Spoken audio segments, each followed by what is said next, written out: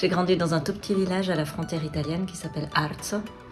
Et ensuite, mon père chercheur, ma mère pianiste ont déménagé à peu près 13 fois avant que j'ai 11 ans. Donc on est parti en Suisse romande, à Paris et à Londres.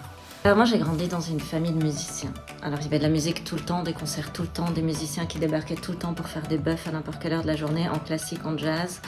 Et en opéra aussi, donc je jouais, je faisais du théâtre pour moi, je chantais, on faisait de la musique. Non, moi je passais ma vie dans les forêts, dans les prés, je regardais chaque fleur, chaque animal, chaque plante dans chaque recoin de mur. C'était terrible d'aller se promener avec moi, il fallait tout le temps s'arrêter.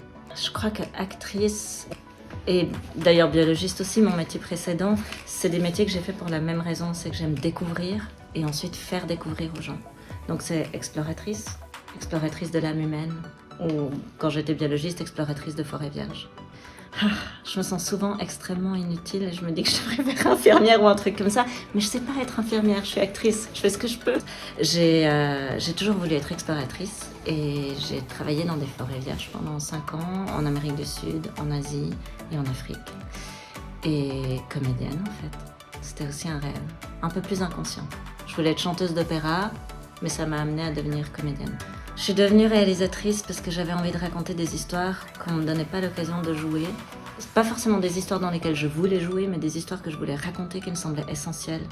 Ça m'a permis de parler de thématiques plus essentielles pour moi, comme la musique, la migration, les femmes battues, des choses comme ça. Alors c'était un concours organisé par Nancy Bishop. Elle proposait d'écrire un monologue d'1 minute sur l'Ukraine. Et il y a eu 2500 personnes qui ont envoyé leur monologue et j'étais dans les gagnants. Et surtout, ce qui est important pour moi, c'est que j'ai passé des heures et des heures à regarder des photos de guerre et à réfléchir à qu'est-ce que devaient ressentir ces femmes dans les trains. C'était au début de la guerre de l'Ukraine.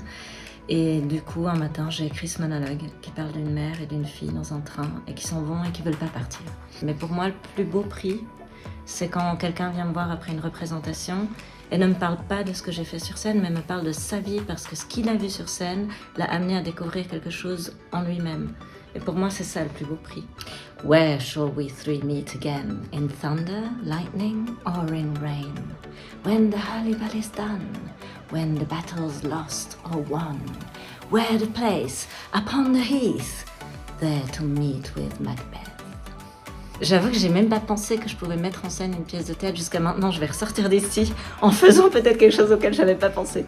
Oui, j'ai déjà joué avec 42 fièvres, j'ai déjà joué avec des nausées, j'ai déjà joué en tombant dans les pommes dans les coulisses et en montant sur scène après. J'ai même joué le jour de la mort de mon meilleur ami. Je suis plutôt en relation one-to-one que des groupes nombreux. J'aime bien retrouver mes amis, mais 4-5, pas des énormes groupes. Ma simplicité. Alors, j'ai pas de recette de cuisine favorite. J'adore bricoler avec ce qu'il y a dans le frigo. Je ne veux pas choisir. Je ne veux pas choisir. Voilà. Je refuse de choisir entre les deux.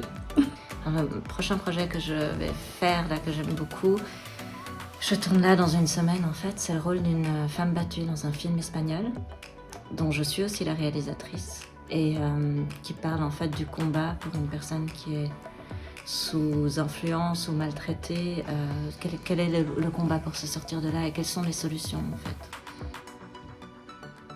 Ça me tient beaucoup à cœur.